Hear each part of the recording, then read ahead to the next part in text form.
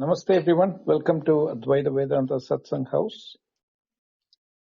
The ongoing sessions are on Bhagavad Gita. We are on chapter 4 and Bindoji is offering this from an Advaita perspective. So if you want to do the Sravana Manana, the earlier rooms are available as well catalog series in the YouTube channel called Advaita Retold. The more recent rooms might be available in Clubhouse. And they're also archived in two other platforms. One is the Apple Podcast and Spotify. The links are shared in the chat. This is a companion reading material, a book published by Artemisia based on Bindoji's insights into Advaita. The title of the book is Imaginary Door. It's available on Amazon for purchase. For housekeeping, I'll close the chat and hand raising when Bindoji is conducting the class, after which those channels will be opened for any questions or clarifications. As always, thank you, Bindoji. Over to you. Thank you, Prakash. Hari Om, welcome to all of you. My invocation. Om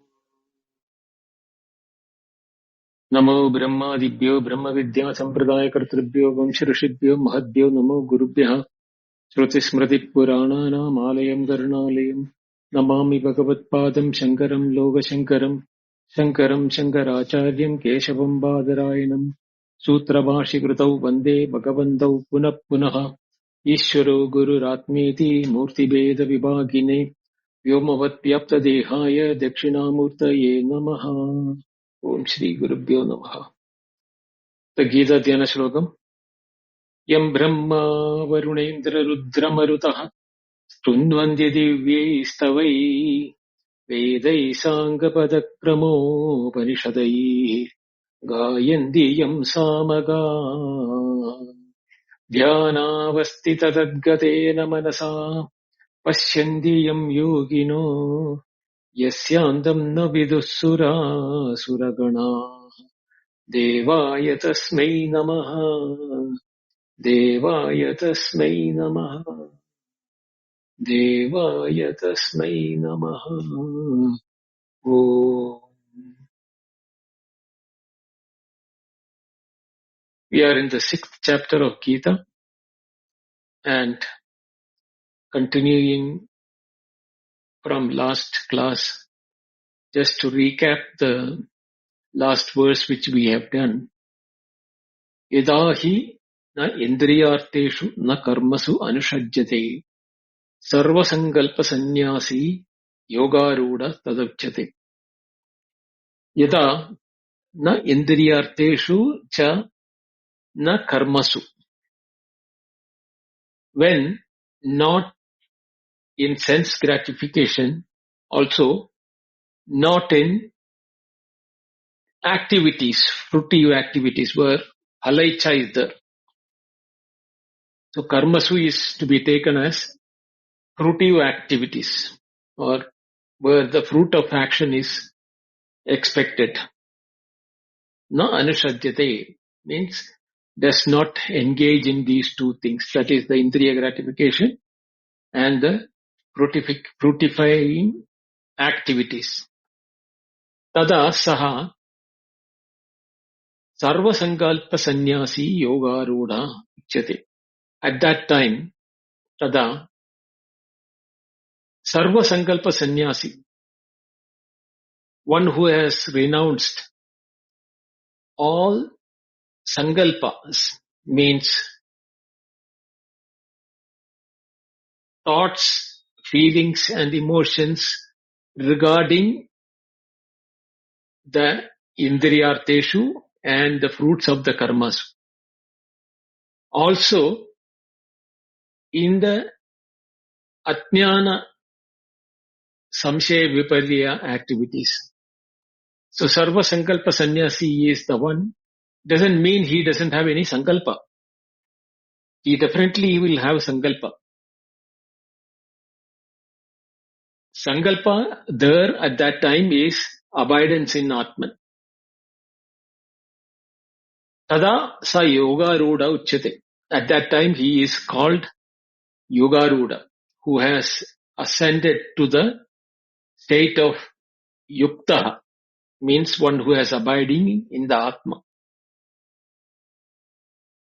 Now, Krishna is moving to the next verse, which is in itself a riddle, if not understood properly. Let us look at the verse by itself. Uddharet atmana atmanam na atmanam avasadayet. Atma eva hi atmano bandhuhu. Atma eva ripuhu atmanah. The prose order is Atmana Atmanam Uddharet. One should lift oneself up by the self. I am just reading the literal meaning. Atmanam na avasadayet. One should not let oneself sink from the abidance of Atman. He means for Atma eva Atmanah Bandhu. The self alone is the friend of the self. Atma eva Ripur Atmana. The self alone is the enemy of the self. Now, we look at the words. The simple meaning is very confusing. Because we consider Atma as ourself. Or we know that we are Atma. So, Uddharet Atmana Atmanam. One should lift up oneself by the self. What does it mean? Not only that, na Atmanam avasadayet. Nor should one sink or should let fall or degrade or go into depression or sinking by the self. Because Atma eva Atmana Bandhu. The self alone is the friend of the self. Same way, friend is the enemy of the friend self also. There is a profound ambiguity regarding the word Atman. Because the word Atman appears 6 times and it does not mean the same thing in every occurrence.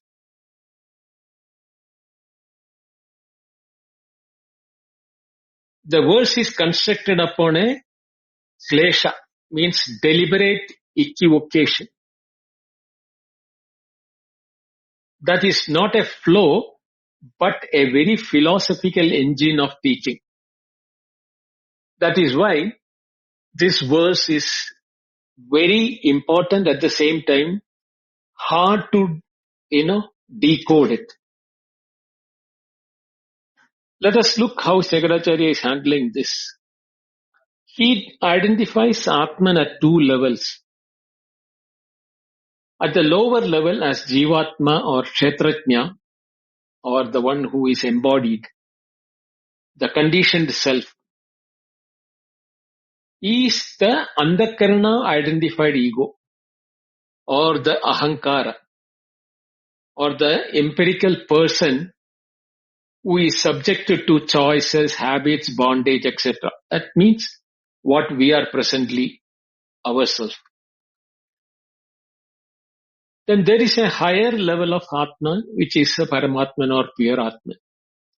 The unconditioned Sakshi, pure consciousness, Nitya Muktaha, ever free, and Sarva Bhutastam Atmanam is ground of all beings. So this verse operates simultaneously at the lower level and the higher level.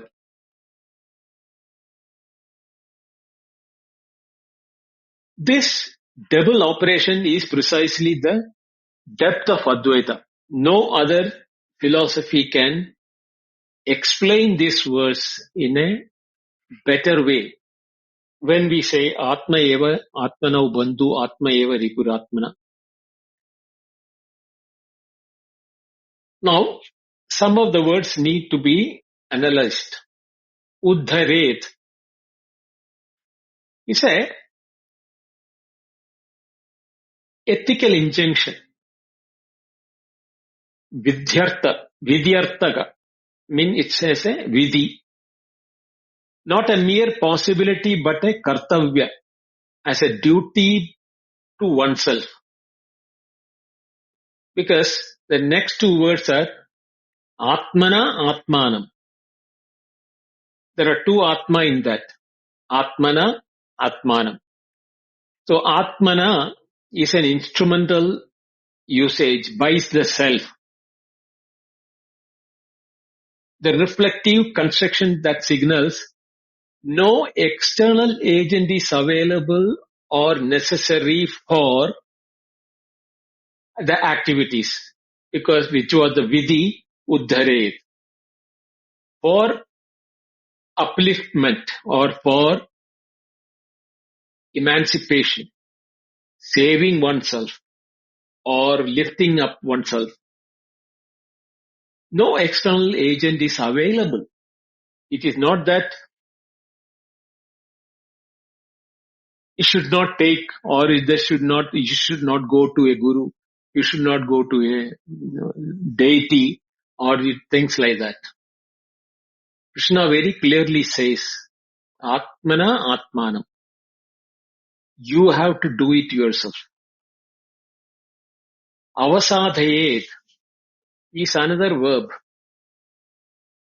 It is optative in nature in the sense that it's a wish, or a self does not merely sink or go into depression, etc., but causes itself to sink. That is the most important part. It is causing itself to go into depression, go into sinking, or go into a dullness or mood of, etc. Degrading itself. It's a self-infliction, not externally imposed.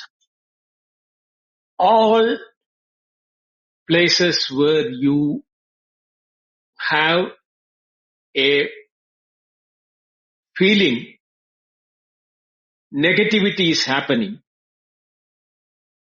we have a tendency to blame it upon something or somebody or some situation. Krishna says no. Degradation is self-inflicted. Because both Bandhu and Ripu, the friend and the enemy, when applied to Atman, is a deliberate anthropomorphic bridge to make the abstract accessible. These words, Bandhu and Ripu, are used as an anthropomorphic bridge through which, if we do the manana, shravana, etc., it will make the abstract Atman accessible.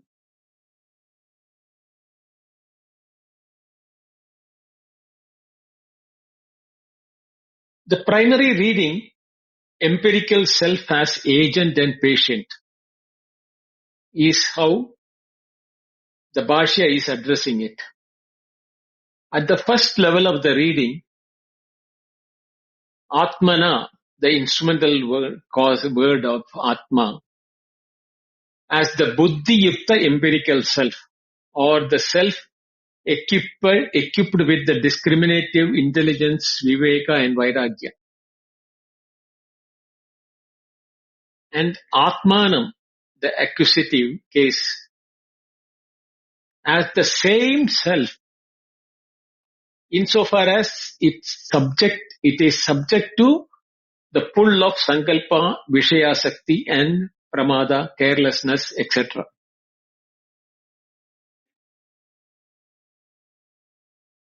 So, Atmana, instrumental, is our Buddhi, and Atmanam is the self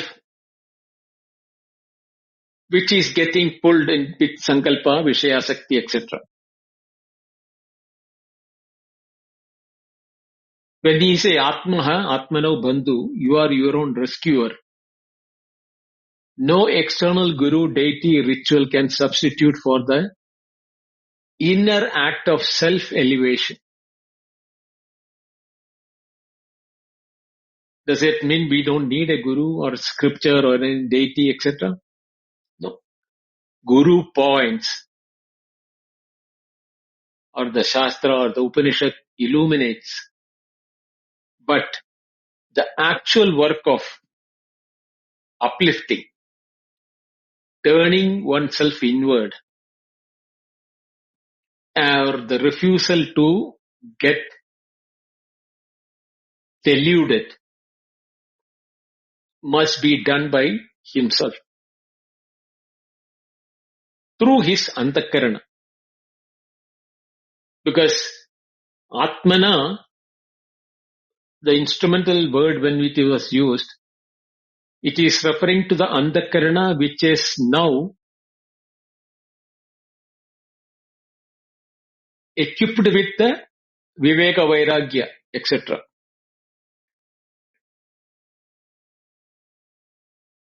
And when Krishna says na avasadaye, means should not cause to sink. If the same instrument that can elevate itself can also become deliberately degrade itself, causing through the indulgence in Vishaya, through the negligence of sadhana, through becoming a victim to tamas and pramada. The capacity of the self degradation is as real as the capacity for self liberation. Both lie within the sadhaka's own hands. It is in our hands. If we want to free ourselves, we have a choice. No, if we don't want to free ourselves but get entangled in the worldly problems, that choice is also ours. Because there is nobody other than us. So the choice,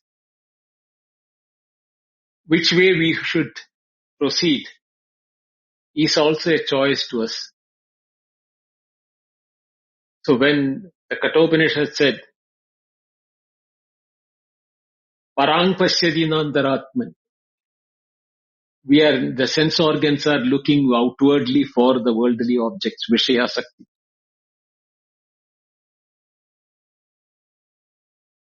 So Sarva Sankalpa Sannyasi, which was mentioned in the earlier verse, is the one who has got now the knowledge from the Guru and the scriptures, but the work will have to be done by oneself. So Atman has its own best resource. Here the Atmana points to the higher Atma when it is a rescuer. The pure awareness and Atmanam is the one which is the Jiva who is identifying with the ego. So by means of the Atman, by abiding as turning toward inward or recognizing or the pure self as a witness, lift up the conditioned ego of the ego self from its immersion in samsara.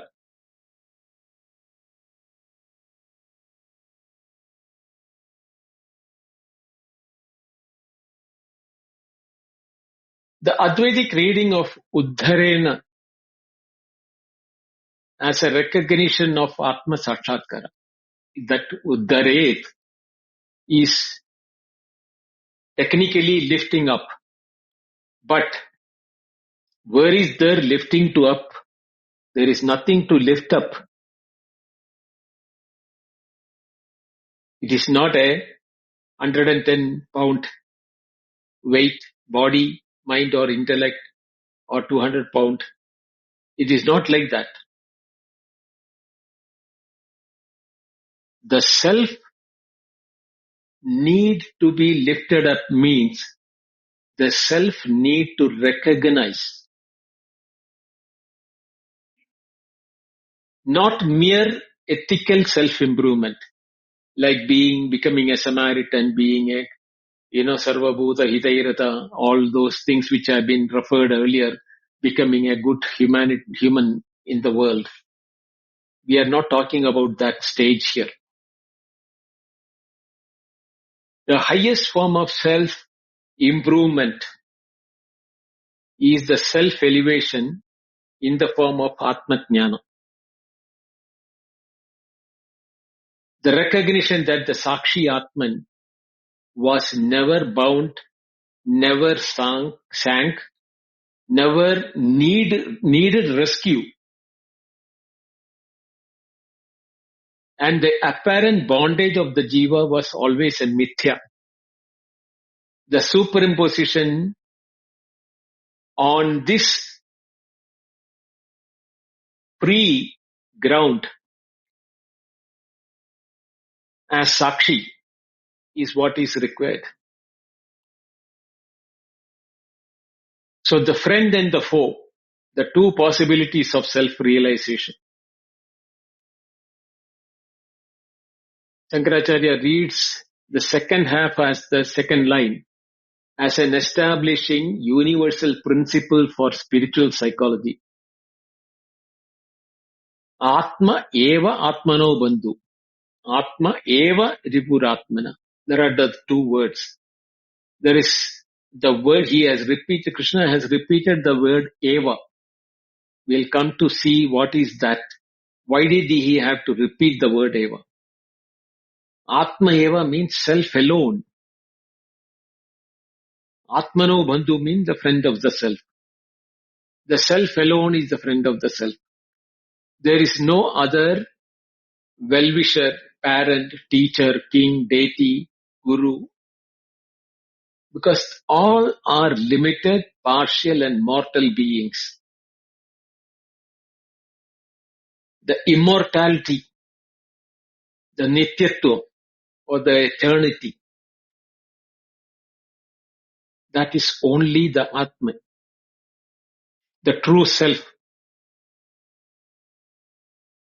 which can be the unconditional friend of us, because only Atman is identical with the individual's deepest nature. It is never separate from us. It is there with us in all our thick and thin. I am reminded of an anecdote which is often quoted in this spiritual practice. A man was walking through the sand near the beach shore, and he complained to God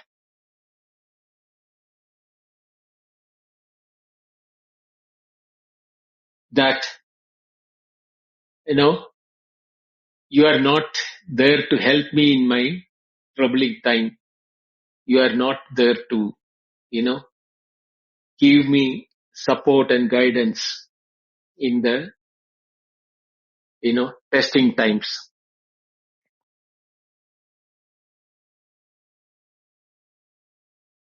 So he heard a sound. Look back, look back, look back 3 times. So he looked back and he found that he could see with his footprints, there is also another footprint.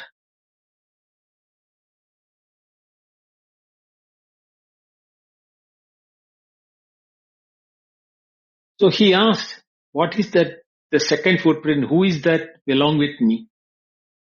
He said, I am the one who is there with you. And then another time, he was happy and merry and all those things. That time, he didn't, I think suddenly he remembered that statement of God, that the other footprint thing. He looked back. He could find only one footprint there.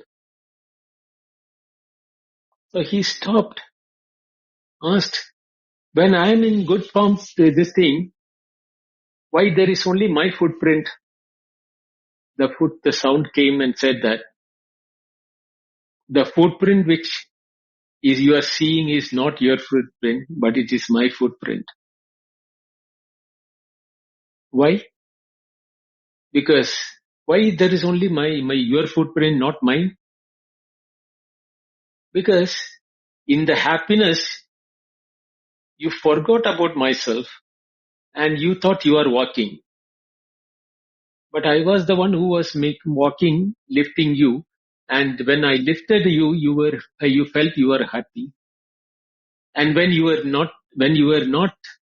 thinking about me and thinking about your complaints when you were walking, I could not lift you up because you didn't, look up to me until the question came up to me, why am I suffering? That is the time I had to show you there were food. At that time also I was there with you. That was an anecdote which is that. So the footprint, that means this Atma, is the most inseparable friend and foe with us. How does he become a foe then? Atmaiva ripur atmana. The self alone is the enemy of the self. There is no external adversary for us. There is no Duryodhana, no Mara, no Pishach, nobody, no external fate or nothing of any sort which can truly bind the Atma. The only real enemy is the self's own tendency towards the Vishaya Sakti, Sankalpa Pravritti, Avidya, and our tendency to nourish ignorance. A sadhaka who lacks and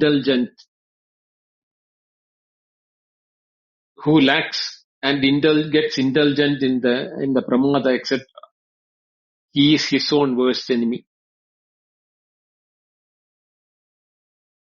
And he is more effectively enemy to oneself than an external enemy. The external enemy can do damage only to things which you think are yours, from your body onwards to your property and your anything which you think is yours. He cannot touch you as an individual. Who your true nature he cannot touch. But you are the only one who can touch that.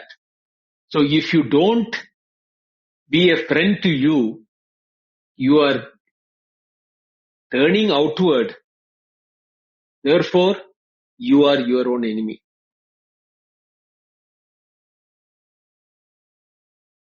So there is a double eva, Atma eva, Atma eva. Makes both exclusions absolute. In the sense, only the self is the friend and only the self is the enemy. That only.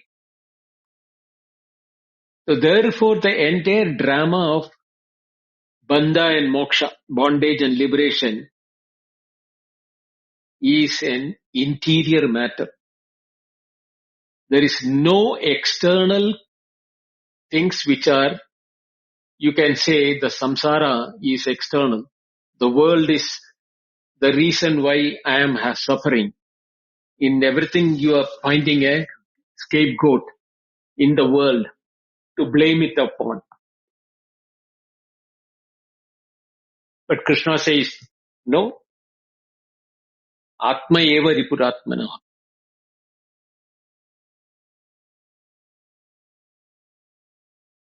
So when the construction Atmanam Uddhared, when Krishna said, you have to elevate yourself.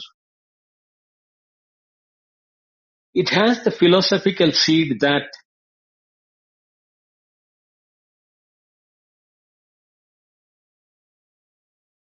it has pushed the Advaitic aspect of Atma, as which we call it as the Jivatma and Paramatma, to the limit where it becomes a deconstruction of the duality. If the instrument and the object are ultimately one and the same Atman, then the very act of upliftment is ultimately mithya.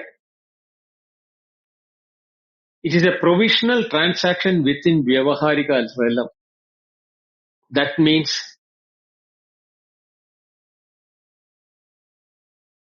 all the sadhana, the guru, the shastra, all these things are mithya.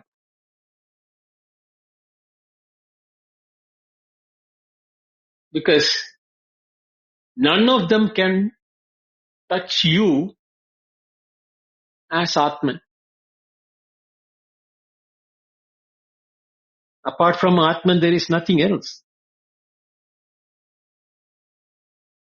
So which is the Atman there which needs the Shastra, the Guru and the Shravana Manana Nidhyasana? It is at the Vyavaharika realm. When we are not Sarva Sankalpa Sannyasi, Yogaruda, which was mentioned in the previous verse, that is the time when we need the Shastra, Guru, etc. The Paramatman has never sank. The pure Sakshi consciousness or Chinmatroham Sadashivam is Sadashivam. It was never in bondage and never needed any Shravana Manana Nidhyasana.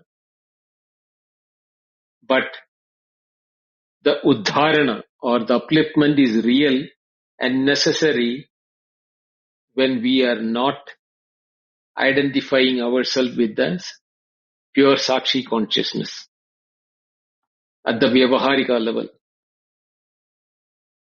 For a person who thinks he is controlled by the world of events outside, or the things are controlling him, or he is limited by the body, mind and intellect,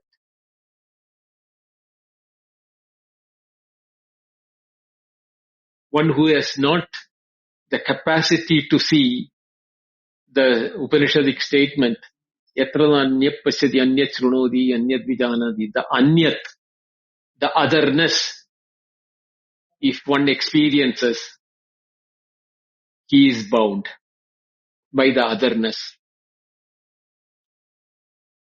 When the otherness is not there, that is when the Uddharana or the upliftment is understood and realized. Yatra dvaitam iva bhavati, idara idaram pashyati, idara idaram shrunoti, idara idaram vijanati. When there is the otherness, then only there is transaction. Hearing, thinking, experiencing. All of them are possible only when there is otherness. But at the Paramarthika level, there is neither the one who has otherness, nor there is one who needs rescuing or becoming free. The recognition that the ever-free self-luminous is my nature, Atma. The teaching that of the self-effort is absolutely necessary and ultimately transcendent is the Advaitic dialectic. Both its affirmation and its transcendences are simultaneously true at their own respective levels if you identify with the andakarana, ahankara, and sense organs as the jiva, you need upliftment. The same you will realize there was no need of anyone because I was always Nitya Shuddha Buddha Mukta Swabhava, free.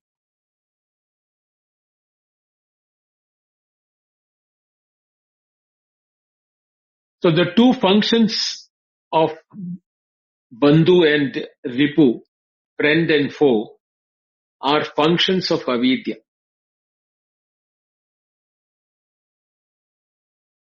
The avidya, which has got the avarana shakti and vikshepa shakti, the veiling power, concealing the true nature of Atman, is the avarana shakti. And vikshepa shakti is the projecting power, projecting the otherness, including the phenomenal world, the ego sense, etc., as real. That is the important thing. The phenomenal world and the other thing is seen as oneself, na anyat. Then there is no vikshepa. He sees himself everywhere. So when the self acts as a bandhu or a friend to itself, through viveka, vairagya, sadhana, chatushtaya, shama, sankalpa, sannyasa, sarva sankalpa, sannyasa, it progressively weakens both the shaktis of avidya, of vikshepa and avarana. Vikshepa through karma yoga and shama, avarana through jnana. And when the self acts as a foe, enemy to itself, it takes and gets entangled with the phenomenal world through Vishaya Sakti, Pramada, Andakarana, Poshana, etc. It actively nourishes both Shaktis, Vikshepa and Avarana Shakti, and nourishes them. He gets more and more convinced the world is real, the attraction is real, my problems are real, I am the one who is suffering.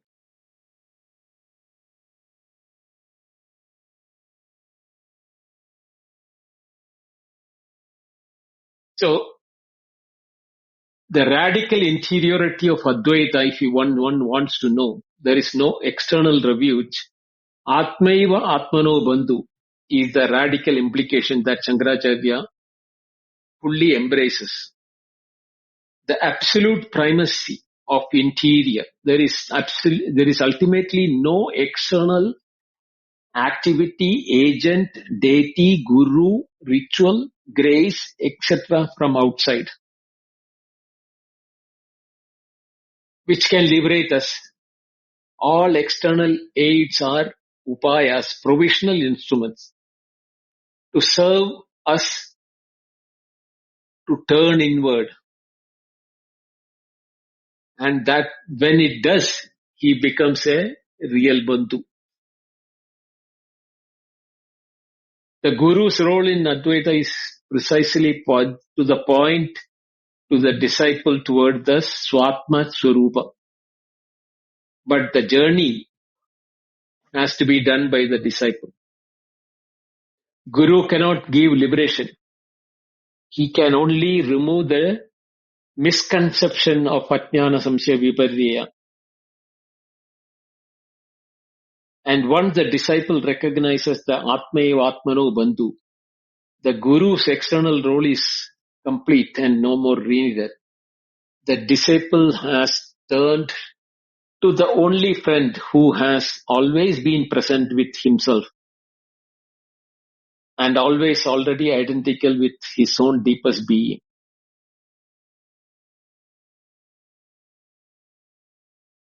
So this verse removes the empirical, transitional, absolute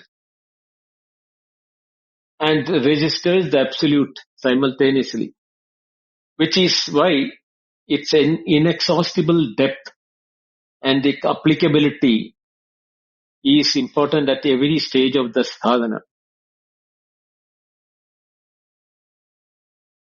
Samsara is not something that happens to the jiva from outside. Therefore, the enemy is within and the friend is also within. Nayamatma pravachanena labhyaha na medhaya na bahuna shrutena yamaivesha vrunute tena labhyaha tasya yesha atma vivrunute tanum swam.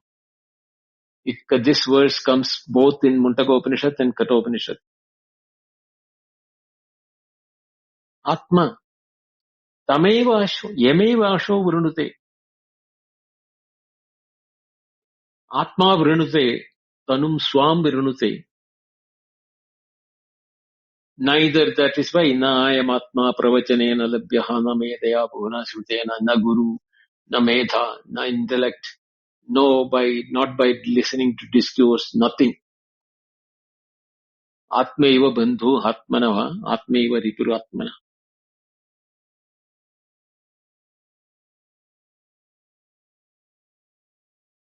If the importance of this verse has been understood, the next verse is expanding further on. Atmaiva bandhu atmaiva ripu atmanaha iti uktam. So in this verse it was told that Atma is the friend and the foe. Tatra kim lakshanam atma atmano bandhu kim lakshana eva atma atmano ripu iti uchyate. The next verse is telling what are the identification for the friend and the foe.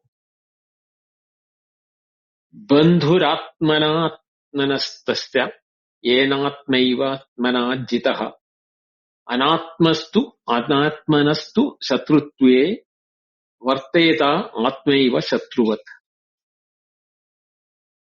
The prose order is yena atmana eva atmana jitaha. Because that one by whom the self has been conquered by the self alone, for him, tasya atmano atmana bandhu. For him the self is the friend of the self. Anatmanastu, but for the unself or the one who has not conquered the self, atma eva shatruvat shatrutve varteta. The self alone will abide in a condition of enmity as a foe. So here Krishna is explaining the criteria. Bandhuratmanatmana. The self is a friend of the self. Atmaiva yena atmaiva atmana. By whom the self indeed is by the self. It's a double instrumental cause statement. Jitaha means one who has conquered. It is the yoga ruda who has already won that. And he is a friend. Anatmana sattutve satruvat. Anatmana, the non-self or the avidya grasta individual. The state of enmity, satrutve, not merely acting as an enemy occasionally, but abiding in that condition as one's default mode of transactional, empirical, attached world. Satruvat, like an enemy, he is permanently with you. The self functions as an enemy, not as an ontological separate enemy. He is the enemy within. The word anatman is a philosophical hinge of this verse and demands careful attention, because He has not mentioned anything about Anatma till now, Krishna. Anatman is taken simply as one who cannot conquer the self, a purely ethical designation of the undisciplined person. But Shankaracharya's definition carries a far deeper resonance in this term. For Anatman is loaded technical designation throughout the Vedantic discourse. His usage of the word Anatma is a technical designation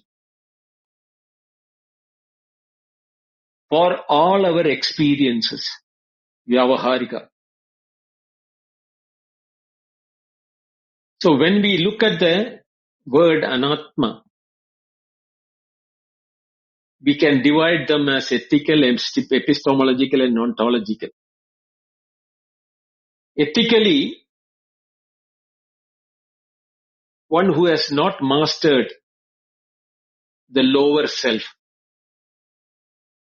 or the undisciplined sadhaka whose antakarana remains in the kama, krodha, vishayasakti or the laukika attraction.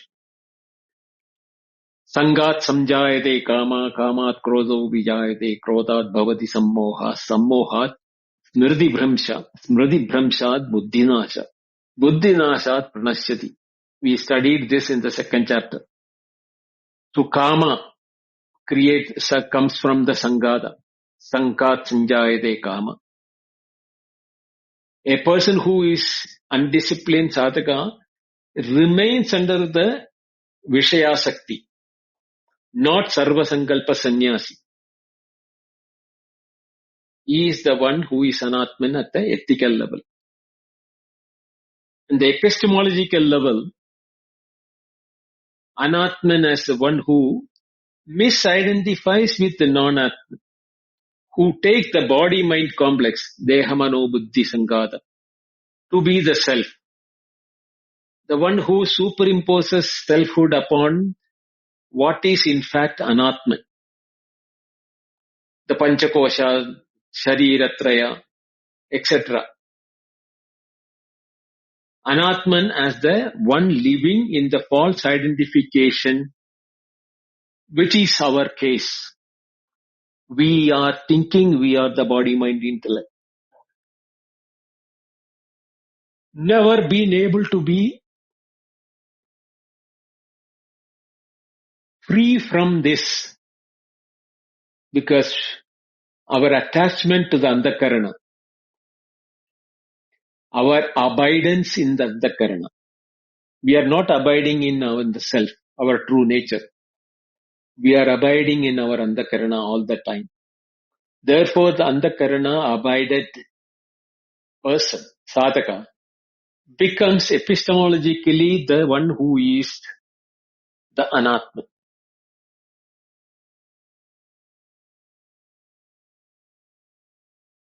When we look at the ontological case, anatman implicitly gestures towards the anatta of Buddhism, denotes the absence of any permanent self. The Buddhist discourse. Anatma is a non-existent Atma, as per the Buddhas. Self is not there. Shunyata. They call anatta.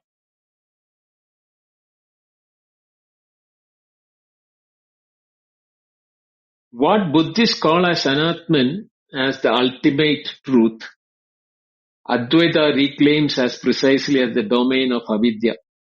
The confusion of the non-self as the self. The shunyata as self.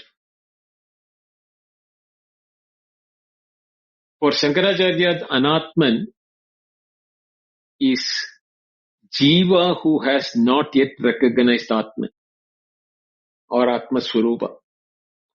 Therefore remains identified with what is genuinely anatman. The psychophysical complex, this identification of Shatrutva, enemy, for that is the cause of the self to work, the need, necessity for self-liberation, knowing the self, etc. How can the self be known when you are the self?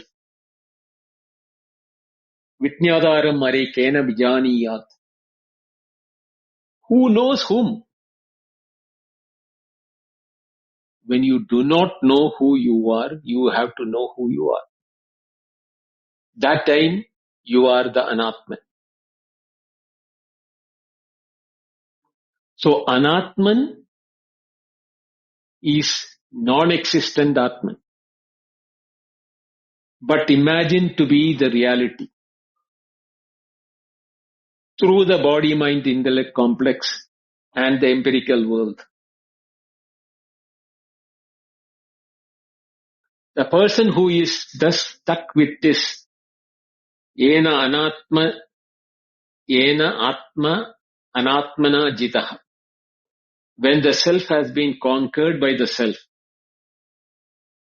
the enemy for the one who has not achieved becomes a conquest for achieving. So here in this verse, Atma Jitaha is a word, one who has conquered himself. The conquering of the Atma is nothing but conquering of your own ignorance, our own false identification.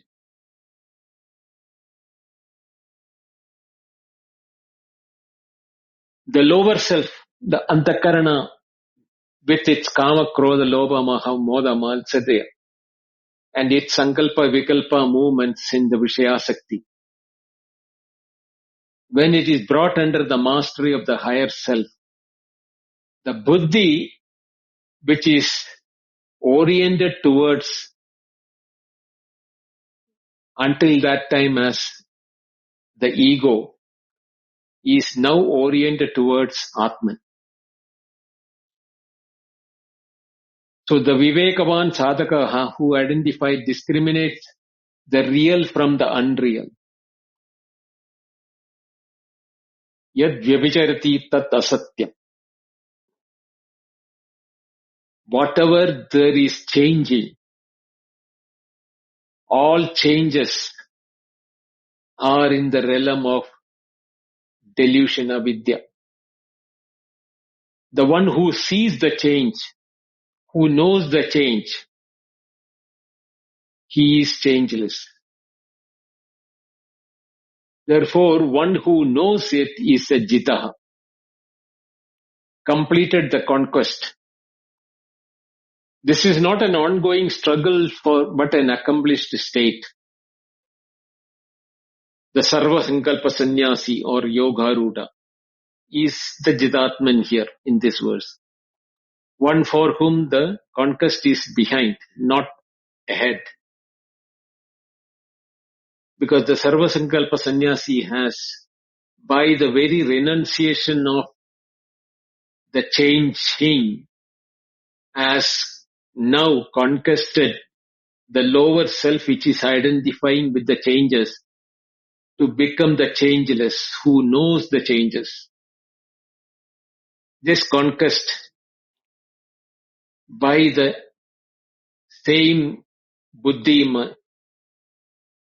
is now a disciplined, equipped with Viveka of the higher self, that I am not the body, mind, intellect, but I am the Atma.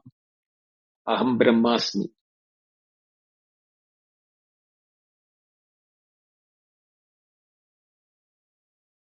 The Sakshi, the pure witness Sakshi. There is a word Varteta. It is an optative word. Optative means not a past participle, but a condition, testing word, a wish or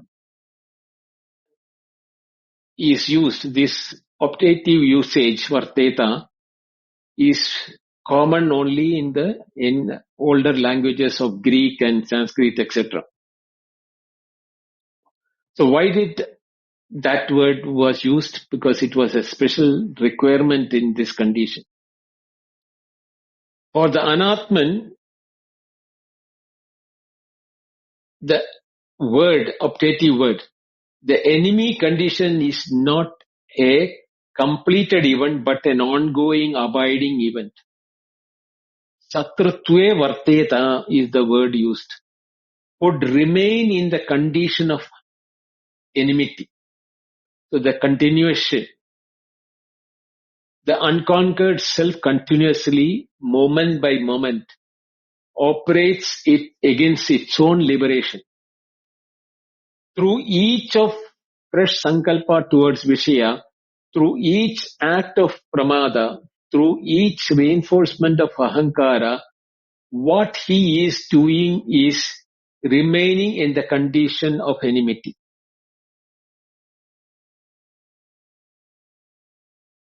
That is why Shatruvats, that is called the samsara.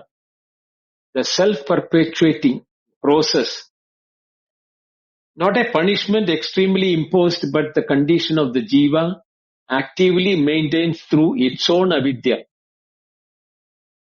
The self as an enemy does not strike once and withdraw, but it abides as an enemy.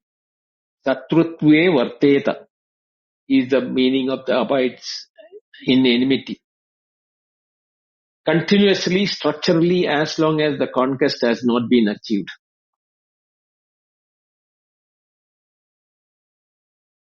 So only when you become a jitatman, the Shatrutva can be removed.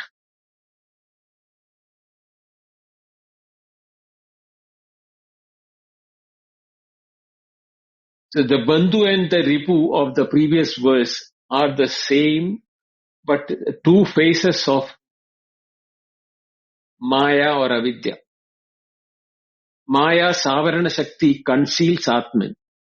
Self does not recognize itself, identifies itself with Anatman, becomes the enemy, Ripu or itself.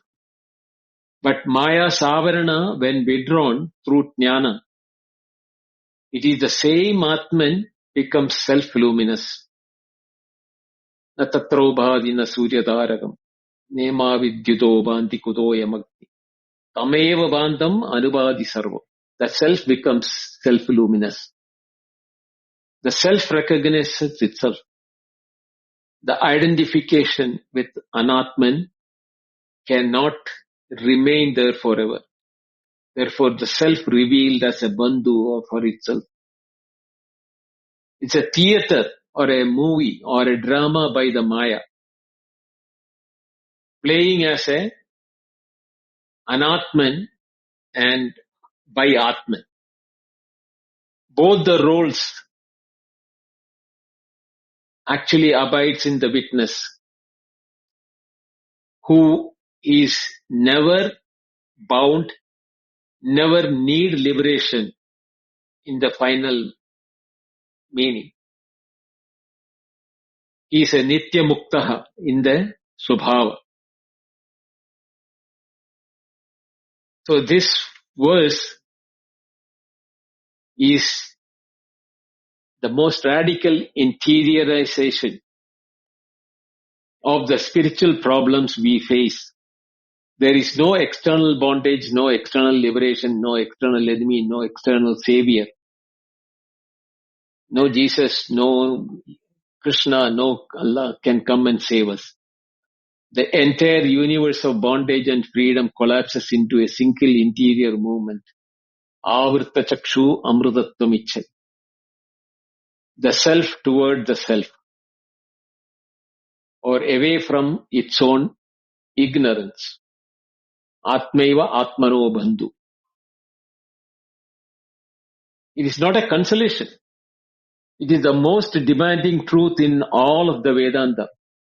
You have always had within yourself everything needed for liberation, or you were always liberated.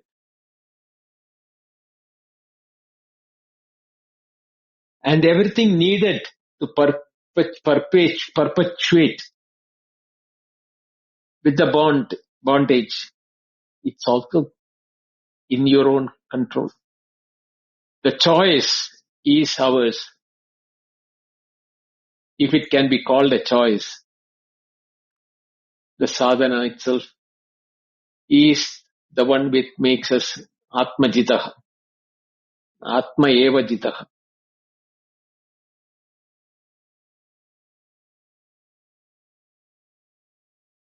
I'll stop here and continue the next verse.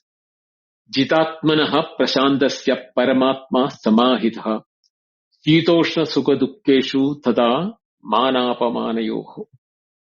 For the one who has conquered the self, for the thoroughly tranquil one, Paramatman is fully concentrated and established within. He remains like equanimous, even in the extreme cold and heat, pleasure and pain, dishonor and honor, all sorts of dualities, which we will take tomorrow.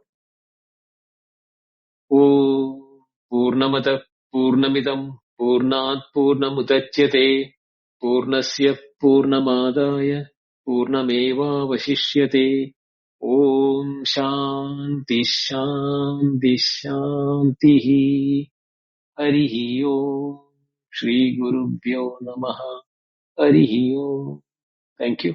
Dhanyawad.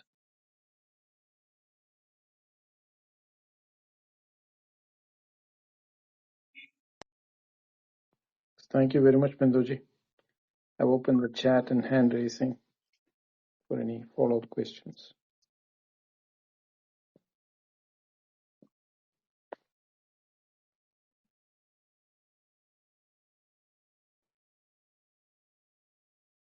Namaste Jesse. Namaste Venkat. Namaste, Binduji, Prakashi, Venkat, and all. I don't have any specific questions. I just wanted to say I am personally moved by your ability, Bindu, to reach me and teach me where I'm at, bridge with me, and pull me gently, lovingly forward. This was such a powerful session. Goodness, just deep gratitude, and the fact that I could follow you is a wonderful thing. That idea of a friend mind, that's a question that we ask ourselves here in our home. Was your mind friendly today? So Right. so I appreciate this lesson so much, and Thank yeah, just the beauty of it. And what I will say is that I'm going to look into it more deeply, because I kind of sometimes geek out on being a little, into research mode. But what I can tell you is that this verse and this session that you did tonight is so much in alignment, similarity, and concurrence with A Course in Miracles, which is often called the Western Vedanta, down to the, hey, the secret is we're doing this all to ourselves, unto ourselves. So there were so many alignments, like literally I took notes. I'm just amazed and feel very blessed to see these similarities and concurrences, and to be able to live them as a practice with your support and the support of this community. Much love. you, Jesse. I have no words to thank you. That's all. You're wonderful. Thank you. Venkat? Yeah, Hari Om Binduji. I reflect on the words of Jesse. Binduji, I'm trying to put a context, the context of that mana eva karana na manushana bandha mokshayo. Bandhamokshayam. Yes. And now this verse flips it bigger, that there's nothing other than Atman. It equates to the Yes. mind, it equates to higher self. Now this brings that gradation, lower self, higher self, and beyond. which is in the domain of, Atman, all of it. This gradation is not denying anything at all. Uh, the higher self and beyond. Is there any beyond in this whole description that didn't come across? Because even the higher No, self, yeah. there is nothing beyond. Then if there is something beyond, the very statement of Aham Brahmasmi can never be realized. That is Tad Tvamasi when it is being said by the Upanishad. What does it say? You are that at this very moment. How can there be something higher for you to go? Where to go? You are that. All that is required is the Anatma. That is why in the Brihadaranya commentary to Shankaracharya's commentary by Sureshwaracharya mentions that Anatma tathetu nivarana vartmana atmana atmatvam siddhe. By removing the feeling that I am not Atman, the Atman shines by itself. No anya shesha. There is no other action to be done. All you have to do is that thinking that I am the body-mind complex has to know that I am the Atman. The body-mind complex is objectifiable to me. Drishya Viveka. When it is objectifiable, how can I be what is being objectified by me? I am knower of my body, I am knower of my mind, I am knower of my intellect, I am knower of my senses, I am knower of the world of objects. So when I am saying that I, the knower, is what I am, and when I know that I am the knower, not the body, where do the body, mind, intellect and the world go? They become part of the mind in which it is appearing as dream in the waking as a dream or dream as a dream, waking as a dream. It is all in that mind. And that mind cannot shine by itself. The same mind, when turned inward, will see that the reality is there is no mind separate from it. It is the same mind which was thinking that I am the body, mind, intellect is now knowing that I am the Atma. Tebhyo Vilashana Sachi Chinmatro Sadasiva. I am the Sadasiva. I am the pure consciousness always. Sada, the word is very important. Never I am anything other than that.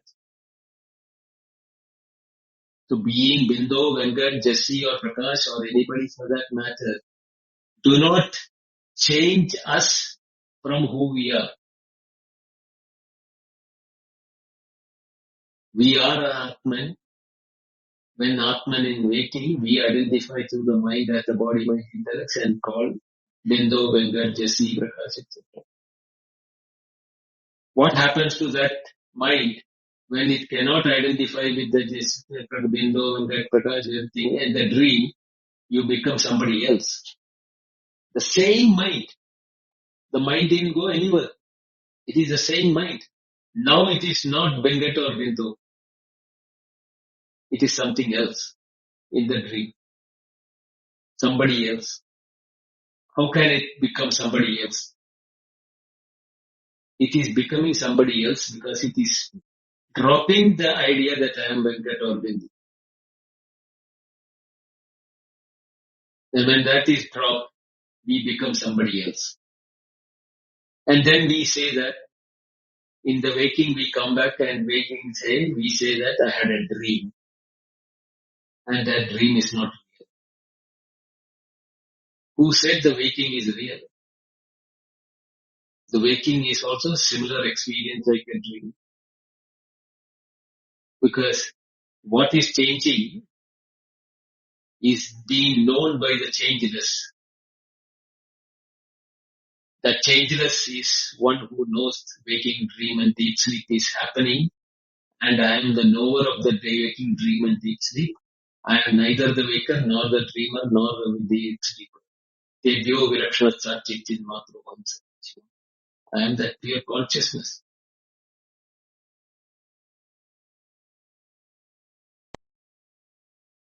God Bendoji, can you now put this in context with Kshara, Akshara and Uttama Purusha? This We'll particular come to one. Uttama Purusha. Kal will come to Kshara, Akshara and Uttama Purusha when we come to that 13th chapter. In that, Krishna is dealing with each one of these words. In the 15th verse, 15th chapter, he is dealing with Uttama Purusha Splanya. So that is coming in the 15th chapter. But the reference to that is there in the 13th chapter. Tatratninjabhimam Vidhi The Yoga Ruda Sarvabhyakshvara. Bendoji. Yeah, the Yoga Ruda is Akshara, Purusha or Uttama Purusha. That is where the confusion. There is only one. There is no two separate Akshara Purusha and Uttama Purusha.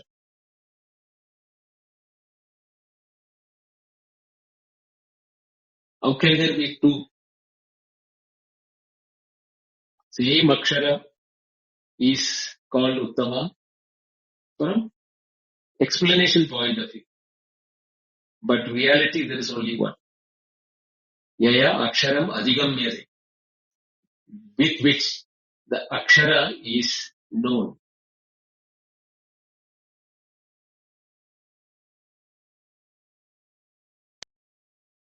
Sure, Bendoji. We'll wait for the chapter.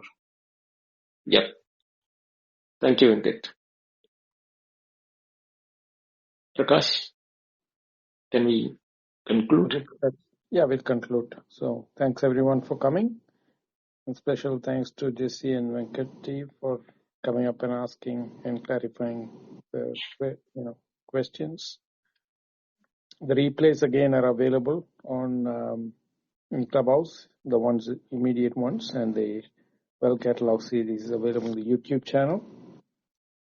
So the schedule is we'll meet tomorrow again at 6:30 a.m. IST, and then we have the following day. So it's Tuesday, Wednesday, Thursday. And as always, thank you very much, Bindoji. Today's, as I concur 100% with Jesse, today's thing was a very deep manana.